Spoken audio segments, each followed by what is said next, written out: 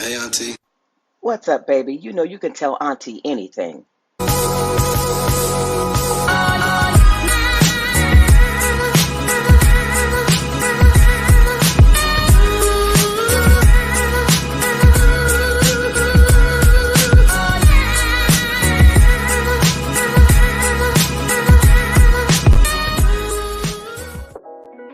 Hello, hello, hello. We're back.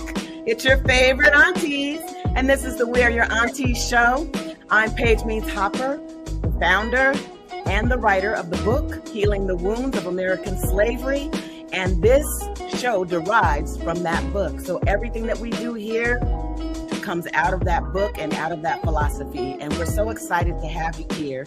Remember, it's Healing the Wounds of American Slavery. And so we're talking about the residual wounds of slavery, how they exist in today's society, and how we're going to deal with those wounds, because we now know that they are there.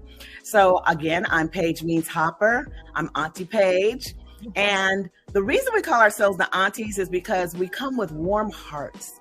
We invite you to come up on our porch and we bring you wisdom, lots of wisdom, but mostly we are here just to hear from you and your questions and your comments. And we always say, we are your aunties. What is the rest, ladies? You can tell us anything. Hi, whoever that is on Facebook. Hi.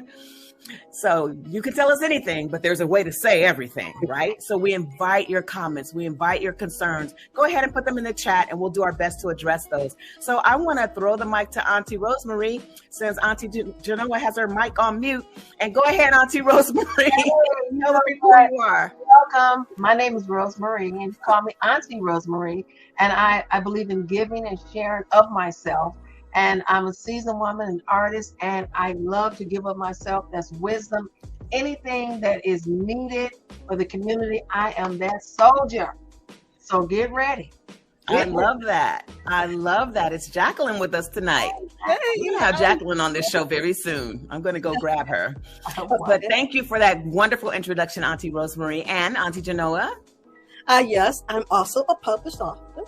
I'm a singer, a writer, a poet, and an artist. Mother, grandparent, aunt, sister, and friend. Now, welcome in. And remember, experience is not the best teacher. Someone else's is, if you'll listen. I love that. I love that. I love that. And so I want to introduce to you someone I have been wanting to get on this show for a while now. This is a very dear friend. She is an administrator at an elementary school in Oakland. I'll let her tell you which one. And we just want to welcome her aboard and invite her to just really relax with us into the conversation. And that's right, shake off the day and bring whatever wisdom she chooses to share. So go ahead, Tammie, and tell us all about yourself. Hello, everyone. Welcome. Thank you so much for having me. I'm so excited to be here. It is nice to meet you, Auntie Rosemary. It's so nice to meet you, Auntie Genoa. As Auntie Payge said, yes, we've been friends for a very long time. I am truly excited to be here. My name is Tammie Adams. I am the principal of HORACE MANN Elementary School in Oakland as part of the Oakland Unified School District. I have been an educator for over 27 years. This is my 5th year as an administrator, though. But I also work in kindergarten. I taught kindergarten and 1st grade for 18 years. And then I was a literacy coach for 3 years in the central office. And then I made the shift to becoming an administrator. And boy, was it a shift. My entire teaching career, I said, I'm never going to be a principal. Ever, ever, ever, ever, ever. So that just goes to show you don't tell God what you're going to do and what you're not going to do. That's right. Come on. You want to make them laugh? Well, they say if you want to make them laugh, tell them your plans. Right? That's beautiful. So you were already in the district for 23 years before you made the shift over to school administrator, or what we know in layman's terms as a principal of an elementary school. And that's K through 5, so kindergarten through 5th grade. Right? So I went snooping around. And I found an introduction to HORACE MANN when you first got there 5 years ago. And I just want to read one paragraph of it because I love it. And then I'll ask you a question about it. So it says, my vision for this year is that HORACE is a school centered on learning across all stakeholders, including administration, coaches, certified and classified staff, students, and families. The knowledge we gain as adults will be used to help students become naturally curious about the world they live in, provide students with the skills they need to navigate through high school, college, and eventually become caring, productive, contributing citizens in the world in which they live. Wow. I love that vision. And I want to ask you, okay, at year 5, right? We're going into year 5, right? Yes. How's that working out? How's it going? Woo, it's actually going really well.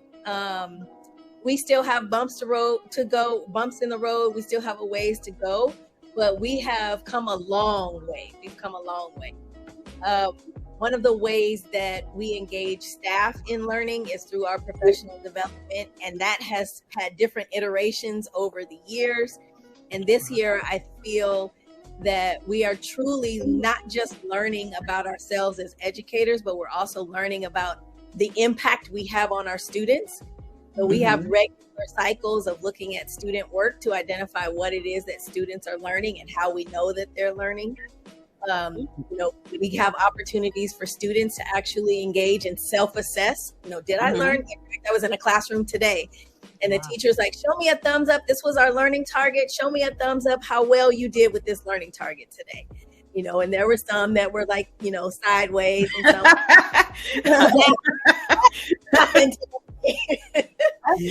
I love that. What it sounds like to me is that you really are invested in continued education, not just for the students, but also for your staff, your what did you call them? Your coaches and certified and classified staff.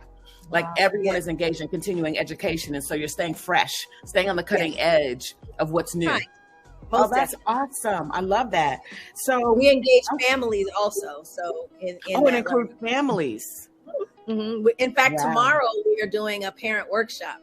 So we're teaching families how to do a reading strategy with their kids at home. And so we're giving them some materials and they're going to take it home and try it with their kids at home and, let us know how that went. Wow. Got it. So we have someone who wants to know. Hi, Michelle. She wants to know what age group is year 5 here in America, because she's actually in the UK. Okay. So, when students are 5 years old, they are normally in kindergarten, but there are some who are still in transitional kinder. I think she's talking about grade 5 though. Oh, okay. Isn't that 10 years old? Yeah. So kindergarten is 5 years old approximately. Although I went when I was 4 because my mother was like, "No, you're ready, go." and right, yeah. I mean, I was writing all over the place, and I was just asking questions all the time. She was like, "No, babe, you're ready." But what's interesting though is that I had an interesting socialization because of that. Because I went in at 4, but that's a whole other story. Okay, so I want to know, Principal Tammy, while we have you here, Auntie Tammy. Okay, you're just gonna be Auntie Tammy because we got some stuff we want to ask you. So, what is a typical day like for you there at HORACE? First of all, describe the area for us, where the kids are coming from on a daily basis. And so sorry. Go ahead. Go ahead. We truly are a neighborhood school. Most of our students walk to school. In the month of October, we always do a walk, ride, roll. And so students get to indicate how they actually come to school. And a good majority of our students do walk to school. Some ride their scooters. We don't have bikes as much. So it is a neighborhood school. The neighborhood is in the process of gentrifying. We have approximately 98% of our students are free and reduced lunch. However, the houses around our school are selling at $600,000 and $700,000. Wow. So yeah, it's changing. So a typical day for me, I usually arrive at school about 6:50, just because I like to get there and get things done. I have a message board that I set out for families to let them know what's happening for the week. So I set that up, and just I have my peace time. I literally walk around the school. I pray over every classroom. I touch every door, just for myself, just to give just a sense of peace, you know, within the building. Then the gate opens at 8 a.m. and the students start arriving. And typically I usually get outside between 8:05 and 8:10, and I am hugging and high-fiving and throwing football and chatting with everyone, seeing how they're doing, checking in. Some of the students who I know struggle on a daily basis, that's my opportunity to do a morning check-in with them. Very good. And every day I created a principal's pledge. And so I've gotten to the point now where students are asking me, can I do the pledge this morning? Can I do it? So they do it over the loudspeaker. Projected. That's an honor. Oh, that's an honor. Yeah. And they love it. They're like, can I do it today? If I can't do it today, can I do it tomorrow? So everyone does it. They get awarded a Jaguar card when we're done, when they're done projecting that. And then school is actually Jaguar. Now, Jaguar, is that your mascot? Our mascot. We are the Horseman Jaguar. Okay. Okay. I'm sorry, I didn't mean to interrupt. I just wanted to get clear. Oh, no, that's okay. And so then after that's all done, I check in with the office staff, and then I go around to the classrooms every morning just to say good morning to everyone. We have total of 8 classrooms. So I have 1 kindergarten, a first grade, a first and second combo class. I have a second grade, a third grade, a third, fourth grade combo class. I have a fourth, fifth combo class, and then a 5th grade class. Oh my gosh. That's a lot of children. So what are they? Your small side school? Mm-hmm. Oh wow, okay. I guess I just imagined all those classrooms. So your children, your students, as they're coming to school through this newly gentrifying area, but still in transition, what are they coming through to get to you? There's a lot. There's a lot. There are some that there are some encampments, homeless encampments on Bancroft that they may have to walk through.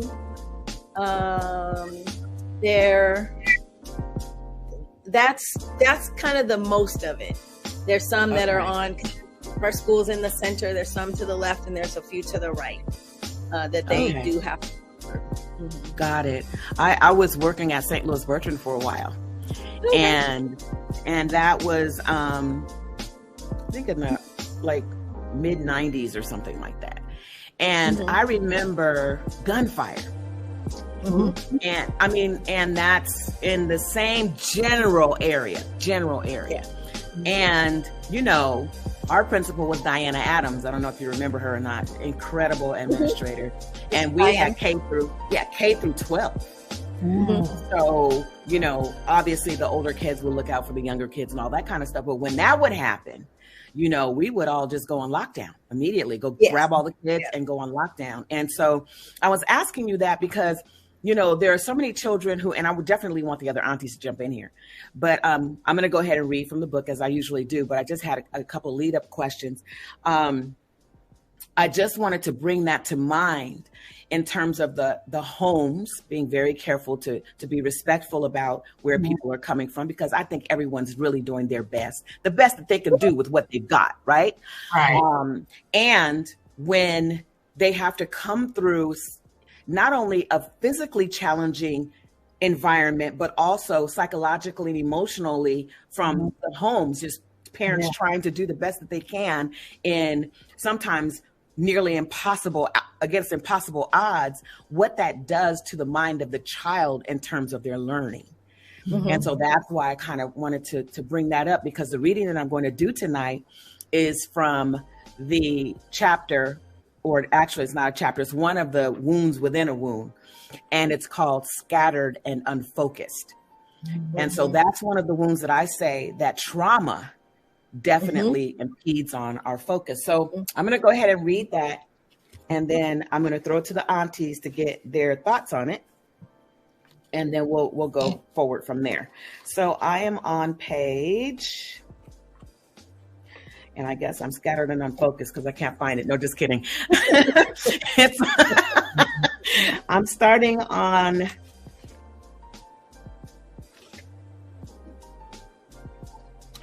page 130. And it says, can you bring the music down just a taste, DY? Thank you. One of the markers of trauma is that it affects the brain physiologically, and therefore our ability to concentrate. Black people are under so much stress from past generational trauma, as well as present residual effects from slavery. Our brains are traumatized in ways we are not always aware of. We may experience chronic stress, hypervigilance, fear, and irritation at higher rates than others. This can lead to having a hard time feeling safe, being calm, and being able to sleep. These symptoms are all the result of a hyperactive amygdala. Again, that's our part of our brains responsible for regulating our emotions, whether good or bad. Essentially, being scattered or unfocused leads back to the wound of fear.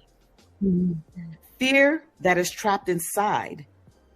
If this is how we feel now, can you imagine how unfocused and scattered our ancestors were under a constant barrage of threats and attacks from their captors?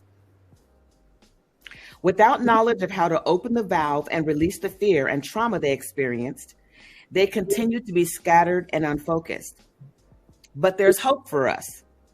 We can begin to quiet and control rogue thoughts and gather and control our own. There is hope.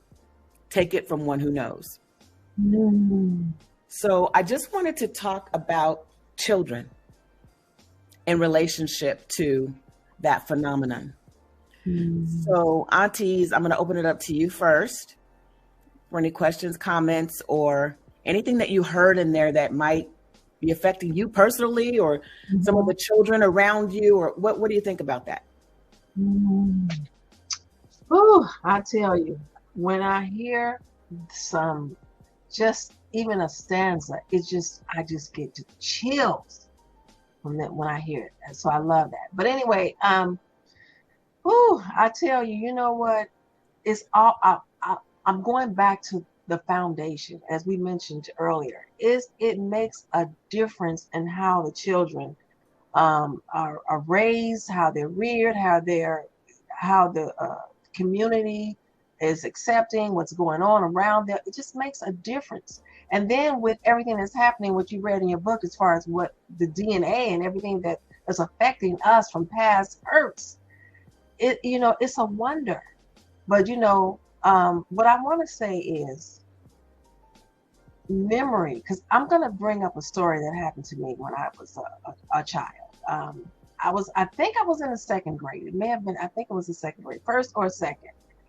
And we were in a circle, and they did that back then. We sat in a circle in pairs, and we read. So every child got a chance to read the book. So I remember, my turn, everybody's turn went by, and then one of the children said something funny. I mean, it was really funny because we all laughed.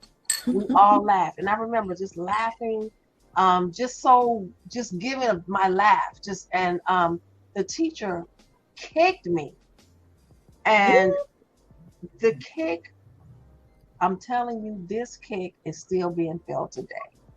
Because she kicked more than me. And I remember, and it was almost like, stop laughing. And I still remember it. And when I bring the story up, I remember the kick more than anything. That's the reason why I say your book, oh my God, Healing the Wounds, it's an eye opener. And like I said, I still feel that kick because she kicked more than me. And the reason why I'm bringing this up is because it relates to the book, and it relates to how we learn when we're in an environment that's not a good environment. So then I had trust issues. Was I going to get kicked again? If I laughed, then I had to tone my laugh. As a child, you don't know where to put things sometimes. Right. So you just do the best you can. So it is so important that we understand our environment. We understand the wounds. We understand everything that you're talking about, reading in the book, because it affects us and it affects the next person and what we do in the world. I'm a firm believer. You got to be where you need to be, or somebody else is going to suffer. You know what? I have a couple of questions about what you said. The first thing is, what do you mean by the kick?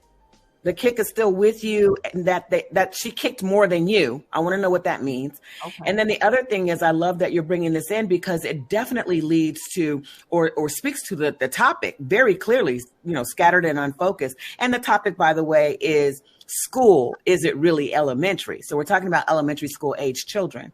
Mm-hmm. But I can see how that would cause a child to be completely scattered and unfocused. Yeah. Because they're looking for where that next kick is going to come from. Not just the physical kick, but psychological, emotional. And rather than being able to focus on the lesson, you're focused on what this teacher is going to do next, or where the next blow is going to come from. Exactly. You can go back and just tell us what you mean when you say that was she kicked more than just you. What does that mean? For me, as a child, I know better now, but as a child, first of all, that kick was so hard. It was like she was kicking an adult or some bag. She really kicked me. And then the reason why I say she kicked more than me, because I had to change my position and how I thought. It wasn't just the pain. The pain was there, but now I'm adjusting, because I don't know, like you said, the blow is going to come and she's going to do another thing, because the kick came out of nowhere, because everybody else was laughing. We all were laughing. Then why did I get kicked? Then it was like me. She chose me to kick, and everybody else just, they kept laughing. So as she kicked me, people were still laughing. Wow. And so I had to brace myself. I had to adjust. I had to maneuver. I had to save myself. That's what I think. She kicked more than me. She kicked beyond me. Yeah, you had to resituate yourself and reprogram how you're going to operate around this individual, or within the classroom, within the school, within your entire total environment now. Exactly. So I want to ask you a question. Was that teacher white or black, or Latino, or what? She was white, a white woman. White. Yeah, she was a white woman. White. She was white. Okay. So, and then one thing just to say, just a part two, I had to, so then now you're the bad guy in my mind. It's like, so it's gaslighting and scapegoating. Yes. And that happened to children a lot then. A lot. And you know what? It's still happening to children now. Yes. So I thank you so much for that story. Wow. That leads to a lot. And that psychological damage that does too. So we have a comment up from Jacqueline. She says, speaking of learning environment, it concerns me what is happening in Florida schools. Yes, with history removal and book banning, which is spreading to other states. And specifically, Jacqueline, as I'm sure you know, specifically Black history is what they're banning, and books related to that. So it is very concerning. I know that it's probably something that they'd be very, very, very hard pressed to pass in California. But this is a very liberal state, and, people just aren't going to have that. But it's so important that we continue as the aunties, as the unofficial griots of our village, to keep that history going, because they were never telling it right in the first place. They would have that 1 or 2 pages about the happy slaves, who were dancing and playing the banjo and whatnot, and that they were, who was it? It was, I believe that it was Dr. Ben Carson that was saying how we were immigrants to this country. Another show. Immigrants, get out of here. Another show. Another immigrants who are working hard in the fields. Come on. No. Really? No. So I want to hear your take on it, Auntie Genoa. My take, I'm from a different coming from a different stance because I'm a child of divorce. My parents divorced when I around that time when I was a young child. Before they got a divorce, I had like a whole village. I had aunts and uncles and cousins and everything, and we were all together. As a matter of fact, I excelled in school because I had my older aunts and uncles. They were like teenagers and older children, and so what they did is they helped me. They taught me. I was writing cursive in kindergarten. I mean, wow. I mean, they taught me so much stuff. And once my parents got a divorce, well, they split up first and then they got a divorce. I lost all of that. It was just all gone overnight. Just overnight. And then it was just my mother and my father. They were working out their stuff because they were young parents and everything. And my only stable environment was school. If I missed the bus, I cried. I needed to go. That was my own. That was my stabilizing space. Sounds like you were a focused child. Yeah, yeah. Well, I couldn't. When I was at home, I had to be a mini adult because I was the oldest, and so I had a lot of responsibilities when I was at home. When I was at school, I could just be a kid.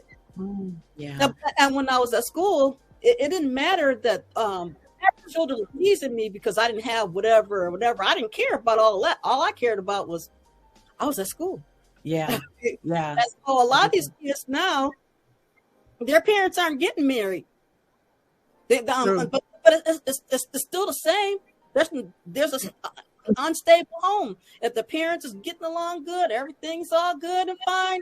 And as soon as they split up, their parents might as well be a child of divorce because they don't have any stability. Yeah, they have the same symptoms and they have the same environment. I did a talk on divorce and what happens to the child when parents divorce. And it could be a divorce, or it could be, like you said, if they never were married, it could just be a breakup. But I focused on divorce, and I drew two big circles that intersected in the middle, right? And the child is in that middle circle. So when the two parents split, the child falls through. And so really all the focus should go on the child. But what inevitably happens in most cases is that the parents are so busy trying to get with the next one and stabilize their own environment, stabilize their own relationships, that the kid, their heart, first of all, is broken into a million pieces, you know, and they get kind of left to the wayside in that. And so then how are, they supposed to focus? And I get that, the Black community used to be such that, okay, you talk about some aunties and some mamas in them. Oh, yeah. Right? The community used to be such that if you were going to start making babies, you get married first. Oh, yeah. And of course there were single parents, but it was much more rare and it wasn't celebrated. You know, it was tolerated and it was supported by the village in terms of making sure that that mother and that baby survived, or, two young people, if they decide to stay together, whatever that was. But now, I mean, okay, I'm gonna have to say it. Say it. So did y'all see Keke Palmer on Saturday Night Live? Keke Palmer is very influential. This is Akilah and the Bee. That girl. And she was on Saturday Night Live. She's not married. Nope. She's pregnant. And proud. And she pulls back her shirt to show her naked belly on Saturday Night Live. Now, do you know what their demographic is? Do you know how many millions of people watch Saturday Night Live? Now, I'm not saying, I think that if a woman gets pregnant, then that baby was clearly meant to be here. Otherwise, God would have stopped it, right? He wouldn't have allowed it. But on the other hand, is that affecting young minds? Is that affecting her following? Is that affecting the way that we see? And I'm just using her as an example. There are plenty more, plenty. But I'm just using her as an example. Is that something that feeds into the culture of whatever happens? Definitely. I mean, she's a role model of whether she wants to want to be or not. And people are looking up to her, young girls, little girls, and young women. They are looking to her. And when you say things are okay, or this is okay, people are like, okay, well, my turn. And that's just, going back to the school systems and the foster care system, they have different rules about different things, and they say it's okay. So the kids they don't have the respectable boundaries. They don't have that, but then they don't know it, so it's up to us to teach it, and many more of us. But she's giving off, saying, hey, this is okay, because check it out. And look, what you're going to get, and this is, and you're not getting married. It's just a piece of paper anyway. They say.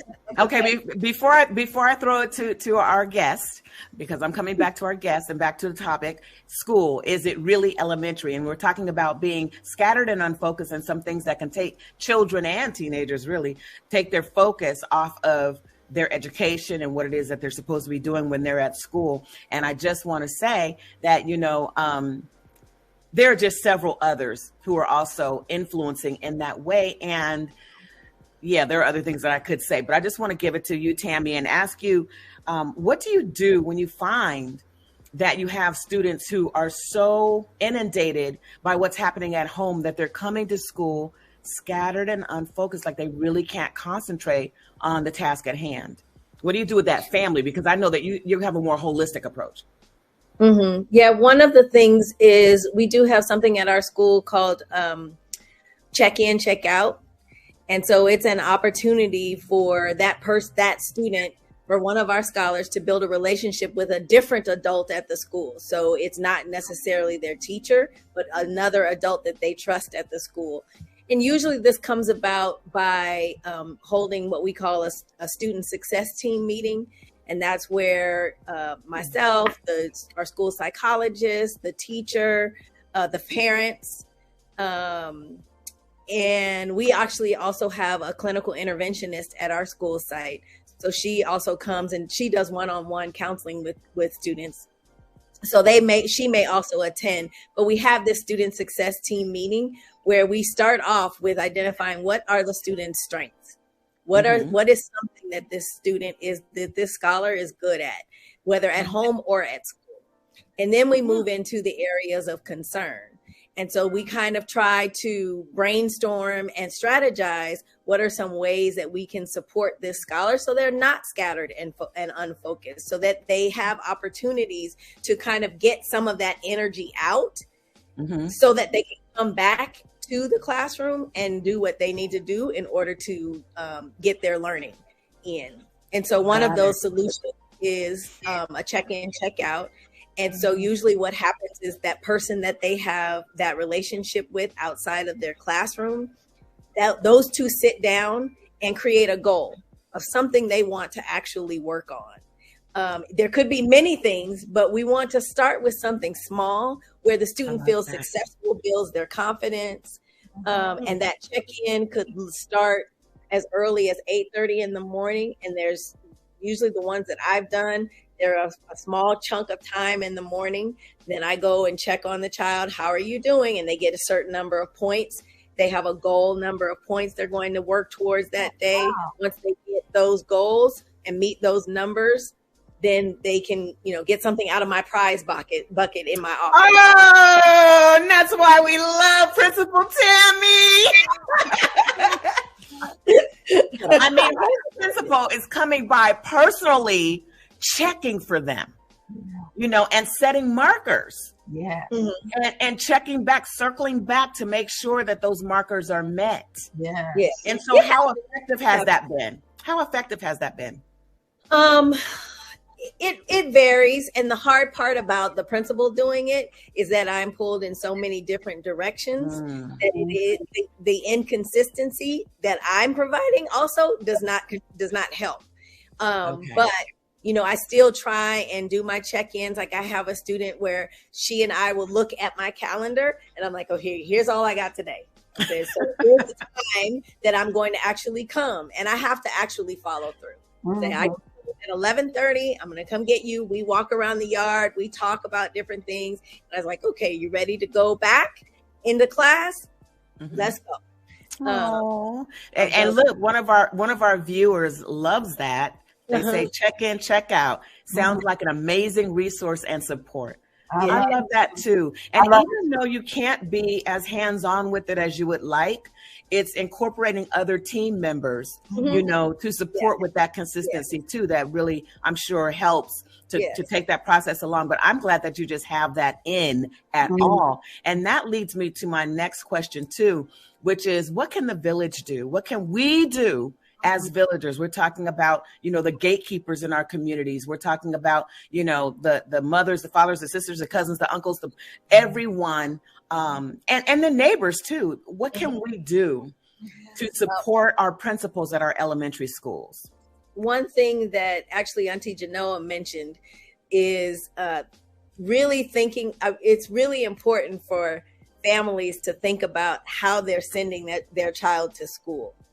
And so some of that scattered and unfocused happens because something happened in the morning where they either got yelled at or got fussed at or something like that. And they bring that into school with them. So there have been several times when I've met students in the morning at the gate, upset and crying.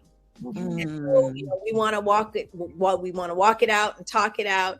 And, and I tell them, I said, use this gate as kind of like your threshold to say everything that happened before this gate stays outside the gate. Right. Once you come in, this is a whole fresh start and an opportunity for you to think about how you are going to move through the rest of this day. And so one thing that the entire village can do is continuing to lift up our students, continuing to lift up our children. There's so much that is tearing them down, and there's so much negativity that they see. I want to really do away with TikTok and very good choice of words. Because there's so much that I think part of my very first year, a lot of the anger and animosity that I learned that was happening in my school was because of conversations that students were having over Fortnite outside of school. Talk about it. Talk about it. And so they would come to school mad at the other person. And I was like, so did he hit you here at school? No. Did he talk about you here at school? No. Well, what happened? We were playing Fortnite last night and he said that. And I was like, what's I got to do right here? So it's really hard for school to also compete with that kind of instant gratification that comes from video games, from the things that students are engaging in that they deem as fun. Right. And so parents can really ban those games. They could. They should. And you know what else? Oh, go ahead. I'm sorry. At least put some parameters around it. Well, with Fortnite, I saw it. I saw it because our young nephew wanted to play. And so he brings it up, and Auntie's on one side of him and Uncle's on the other. And we're praying and we're looking and laying hands.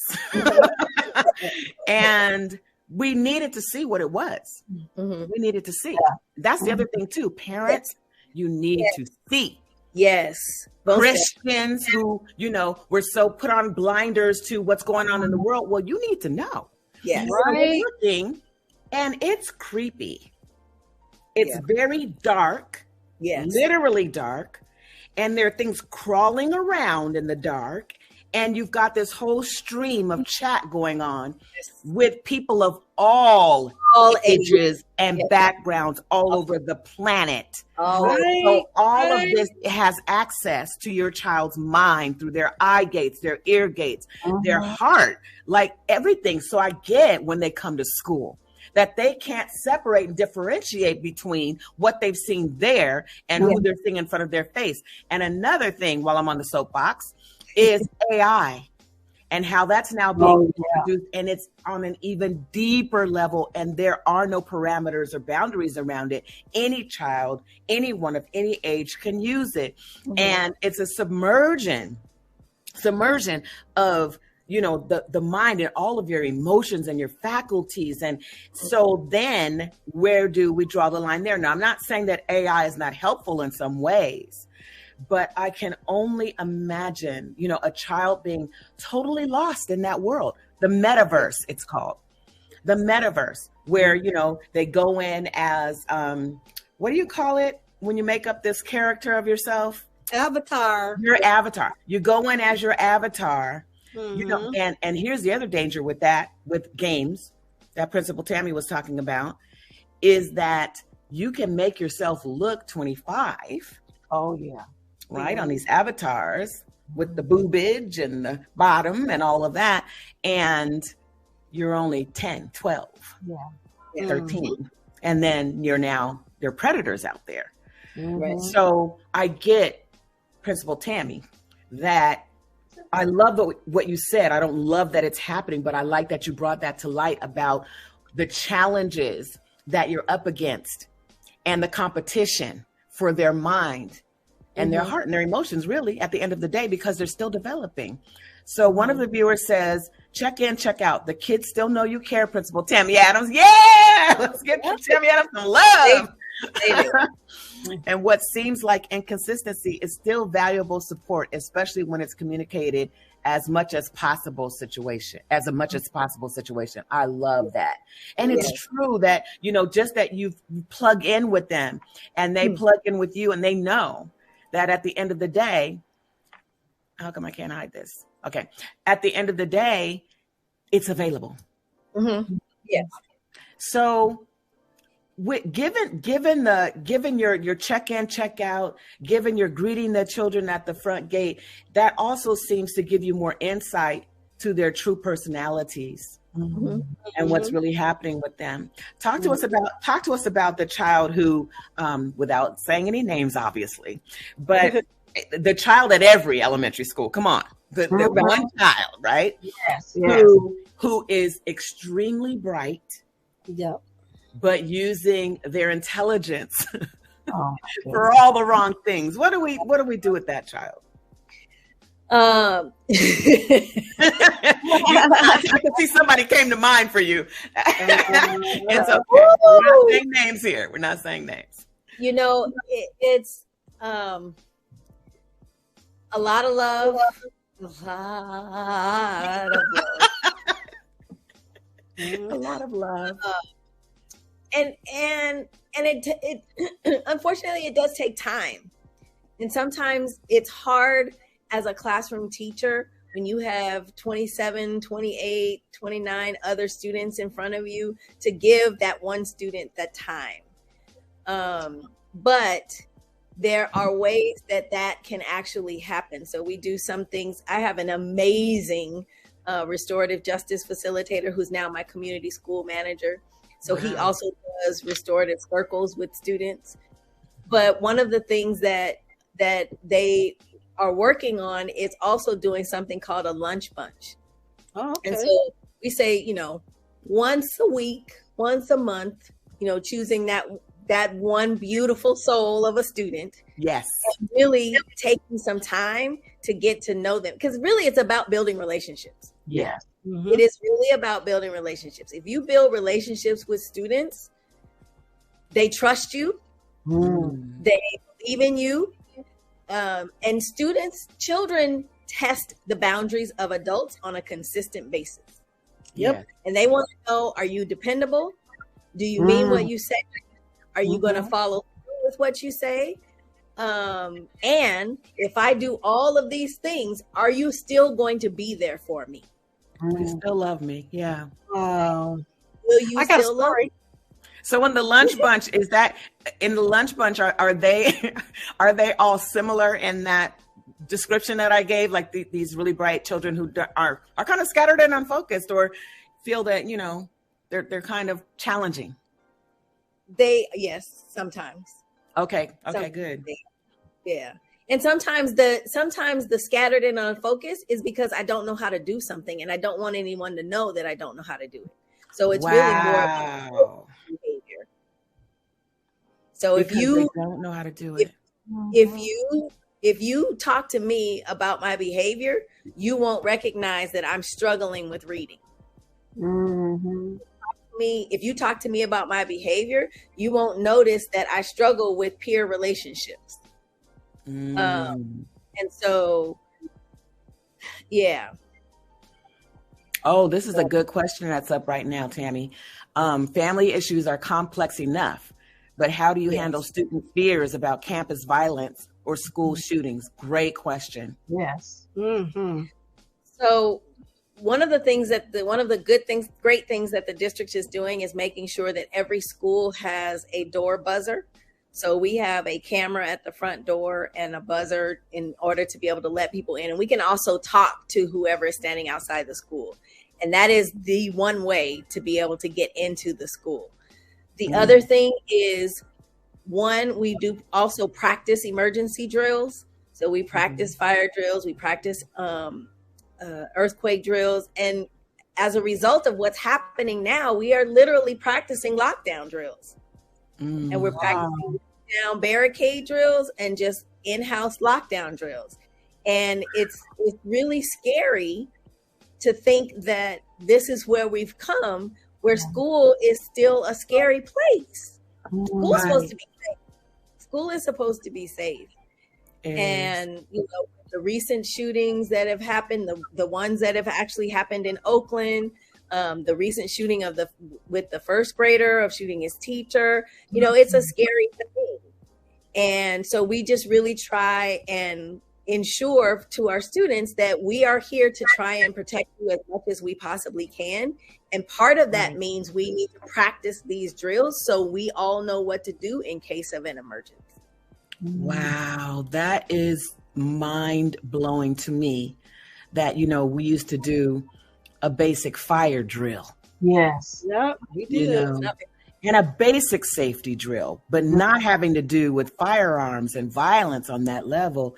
And these hiding kids, in a corner, making sure you're quiet, no one can see you, putting tape over the glass of the door, sticking a chair inside the door so that you can't open it. You know, all of those are procedures now that have, as you say, have been normalized, and that's what we have to do. But that's what they did at the job too. We had to have that same thing. Now I got a quick question for you, because when you were at the beginning of the show, you said you had some classrooms that have blended grades. How do you decide which children are in the blended grades? Because you remind me of my children's principal. She knew all the children and the families coming in and everything like that. So when the children be acting out of pocket, like, I know your grandmama, she wouldn't like you like that. You know what I'm saying? So that's right. So what did do you have like the whole families, or is it just like? So normally what we do is we definitely use data in order to determine which students should go where. And the typical, combination classes are horrible. I'm just going to put that out there. They're horrible because you do have that hardship of deciding what goes where. So with my 4th and 5th grade combo, what we did was and it also depends on the number of students. So in the 4th and 5th grade combo, I have a smaller number of 5th graders and a larger number of 4th graders. And so one of the great things about our new language arts curriculum is that the 4th and 5th grade standards are similar. So what students are learning and how they're learning it, the reading informational, reading literature standards, they're similar in what students need to be able to do by the end of that school year. And so they can use for example, because there's more fourth graders, and we also chose the higher fourth grade students and the lower fifth grade students. So they were kind of about equal as to where you guys still So you froze up a little bit, but I wanted to ask about the latitude that you have to make those decisions in the blended classroom. Is that something that, you know, is in the curriculum across the district, or is that something that you incorporated especially for your school? No, it's something that it's generally it's best practice for combination classes to have like, for example, the higher fourth graders and the lower fifth graders, and there aren't as many of them. It's harder to teach both content areas for math. And so, for example, at our school, the fifth graders actually go to the fifth grade class in order to get the math instruction, but they stay together for the language arts instruction because it's easier to manipulate the standards and ramp up for fifth graders to say, I'm expecting you to be able to do this. Yeah. Right. And especially if you've got a really bright fifth grader. Yeah. They could probably feel like they're stuck in kindergarten otherwise if they don't have that range that, you know, that they can kind of manipulate a little bit and play with. That's great. Anything on that for you, Auntie Rose? Because I know that you have a little one who is in elementary school. Yes. But I wanted to ask another question though, with the blend, because I remember doing that. I remember it was when I was in school, we did the same thing. And I'm thinking it was mainly because of it was just crowded. So they had to find a way to blend and make sure everyone can go to school. So I don't know if that's one of the reasons. And I remember having problems, you know, if you were in the lower grade, you know, the higher grade made sure you knew that. And, you know, so I don't want to be the Debbie Downer, but I just wanted to know, because, you know, I just wanted to know, is that some of the reasons? So for this year, it was the majority of the reason was overcrowded classrooms. So I had, in my third grade class, I had 35 third graders show up. Wow. And I had 33 fifth graders show up. Huge. That's a lot of children. It was so many children. And the cap for third grade is 27. And the cap for fifth grade is 29. So what's your normal rate of attrition?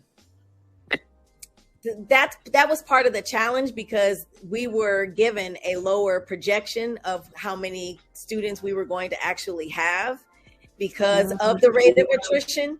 And so they didn't think we'd have as many students. And we exceeded the numbers that they gave us by about 25. Wow. So we had to actually open up another classroom, which was what generated the combination classes. Oh, I see. Right. Oh, well, that was smart, actually. Yeah. So do we have any questions from the mom of the little elementary school student? You know what? I think everything was pretty much covered. She really spoke very well about, and I was even I was like, wow, you know, that I didn't know that. So it was very informative. Very good. That's very good. So now I want to read a little bit more out of the book first, and then I have a question. So I'm going to 156. And again, when I read from the book, what I'm attempting to do is take us to a historical context, because we're talking about healing the wounds of American slavery. And so it's my theory, and many other people who are in this arena with me, that those wounds, those behavioral patterns, those generational behavioral patterns traveled down from the enslaved, our enslaved ancestors, down to where we are today, which is why we see a lot of the behavioral patterns playing out right now in this construct, this cultural construct, right? So we want to take it from the historical context, connect the dots to where we are now, and then look together to see how we can begin to address and get rid of these wounds, right? So I'm on page 156, and I say, I'm talking about I went with a group of students, we're film students, and we went to a project here in LA. and a very well-known project, right? Where there's one way in and one way out, because all those projects are built that way, by the way. And we were talking about the riots, 92 riots, and they were giving us a lot of insight about that. But I want to say this. I'm just going to read from the book, just giving you a little backstory. So it says, the point of the story is this. There are generations of Black families who remain at the mercy of government assistance. Some bound by their own limited beliefs, others locked into the system by design. Whatever the case may be, when we live in communities that are targeted and under attack by police, it makes it very difficult to gain freedom and independence. Can it be done? Of course. And there are many who do escape.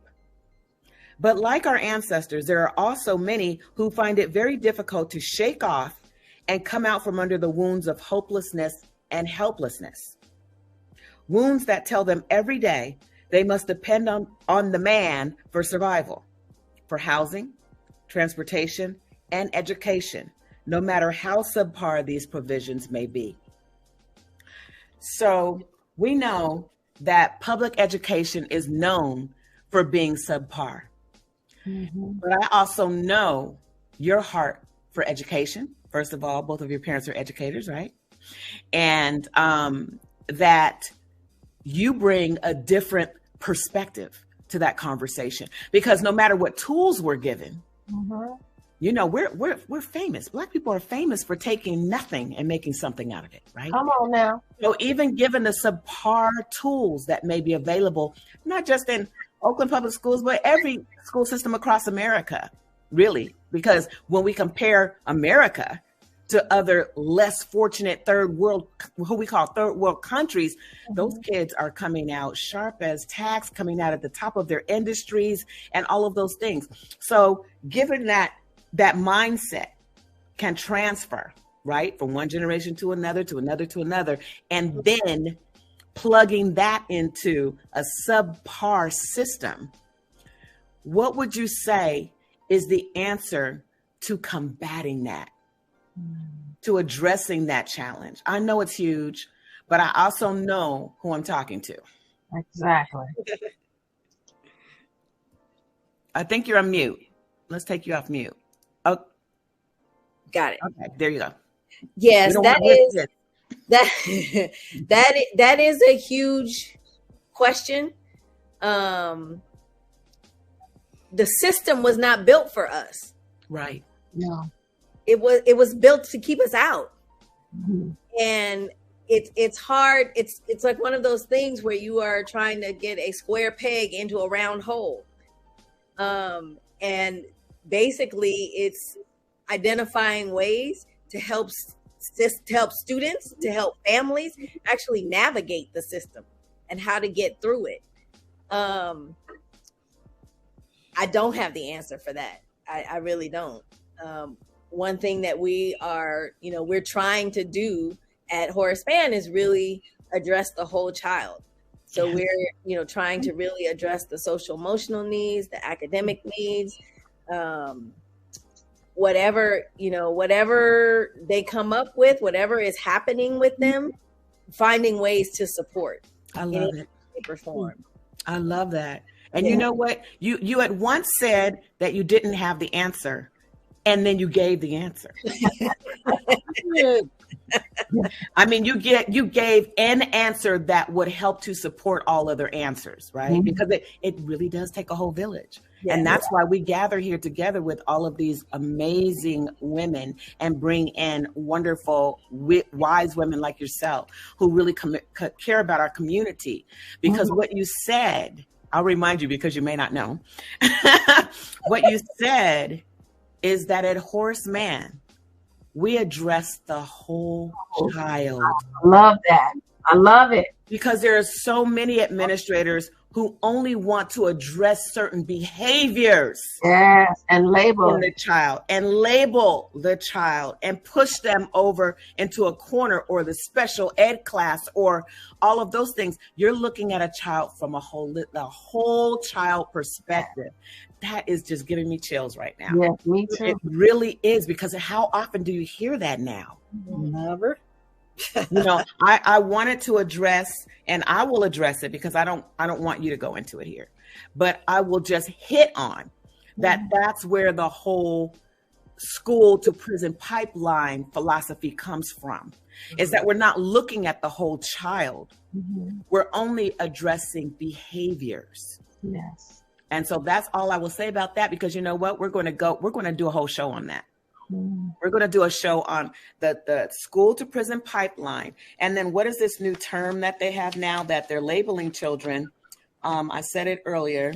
Willful defiance. Willful defiance. I don't even know what We're that going to is. do a whole show on that. But what I love that I'm hearing coming from you, and especially because Oakland's my hometown, so I care very much, very deeply about the Bay Area. What I'm hearing is that there is somebody in place, somebody in position, Yes. a pillar of her community, Yes. a pillar of her universe of Horace Mann Elementary School, who cares so deeply about each and every, not only individual child, but the staff, and making sure that they have continuing education, taking care of the families, looking to see how can we support you at every level, bringing in experts like literacy experts and clinical psychologists, or whatever that term was that you used earlier. We all know what that is. But I just really want to honor you and give you your flowers and say how much respect that we have for you here at We Are Your Aunties. Yes. Because we just don't hear this every day.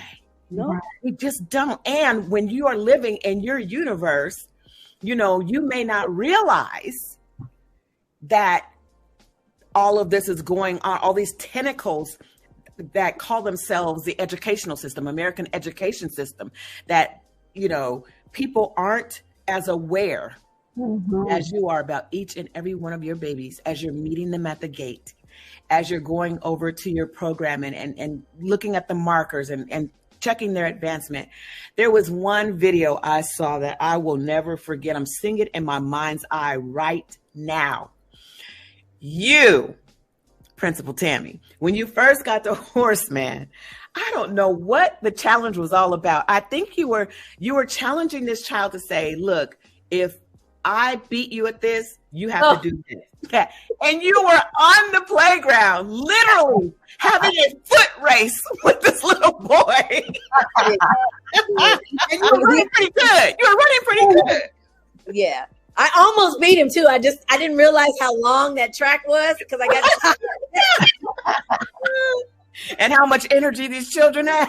I almost got it, but he's my baby. And he still comes by. He's in the seventh grade now. And so he still stops by school. That's wonderful. I love that. So as our guest, our chat is somebody's applauding you, Principal Adams. I'm going to put that up so you can see it. I'm definitely applauding you. And I want to give you the honor of having the final word here. Oh my. I just want to say thank you so much for inviting me. I had a wonderful time. I loved being with the aunties. It was great to be with you all. Your viewers, their questions, their thoughts, their comments were just really inspiring, and also just an opportunity just to think about how this work really impacts others. And to Auntie Payge, I just want to say to you, continue helping us to heal from the wounds of American slavery. And I just really appreciate you. Thank you. Well, I love you with all my whole heart. I love you and too. Please say hello to your beautiful husband, Pastor John. I shall. You do the same as well. Thank you. I will. And in closing, I just wanted to give the aunties an opportunity. Did you have a final closing comment? Really quickly, I just want to thank all the educators, because it is a thankless job. And then what you do is giving up of yourself. It's the best gift. So thank you. Thank you.